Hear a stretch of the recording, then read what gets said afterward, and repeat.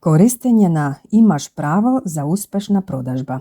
Доаѓањето до така и помогна на една моја студентка на работа. Таа беше представник за продажба за голема фармацевтска компанија.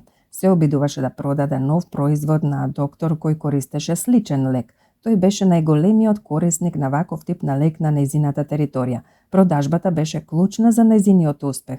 На првите состаноци докторот го одби производот и рече дека не постои подобар од оној што тој веќе го користи. Беше непријателски настроен, не сакаше дури ни да ја слуша. Кога таа ги представуваше позитивните својства на нејзиниот производ, тој ја прекинуваше. Додека се подготвуваше за презентацијата, таа проба да дознае што е можно повеќе за докторот. Дозна дека навистина е посветен на лекување на неговите пациенти. За него секој пациент беше посебен. Подобрувањето на нивното чувство за мир и смиреност за него беше најдобар исход. Како можеше таа да го искористи тоа знаење за неговите потреби, желби и страст во своја корист? На следниот состанок докторот ја праша за кои лекови сака да зборува. Наместо да зборува за предностите на нејзиниот производ, таа зборуваше за него и за неговата ординација.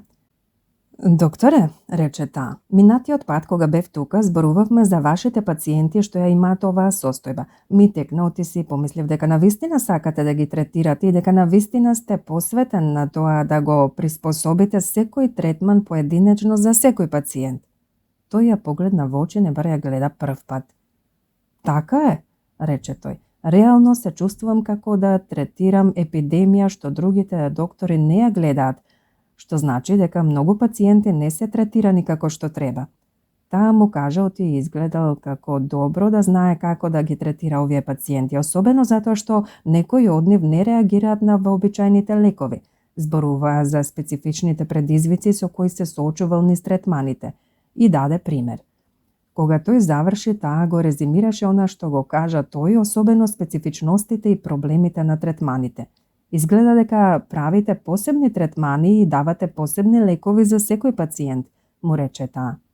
Така е, одговори тој.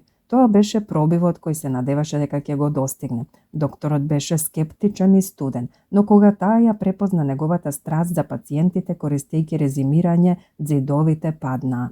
Тој се ослободи и таа успеа да ја стекне неговата доверба. Наместо да го фали производот, таа му дозволи да ги објасни третманот и постапките. Со тоа дозна колку нејзиниот лек ќе одговара на таа ординација и потоа го парафразираше она што тој го кажа за предизвиците и ги огледуваше пред него. Откако докторот покажа дека има доверба и дека воспоставиле однос, таа можеше да зборува за предностите на нејзиниот производ и да објасни прецизно како ќе му помогна да дојде до исходите што тој ги посакуваше за своите пациенти. Внимателно ја слушаше. Може совршено да одговара за еден пациент кој нема корист од лекот што му го препишувам, и рече: "Ајде да се обидеме со вашиот лек." Таа успеа да го продаде производот.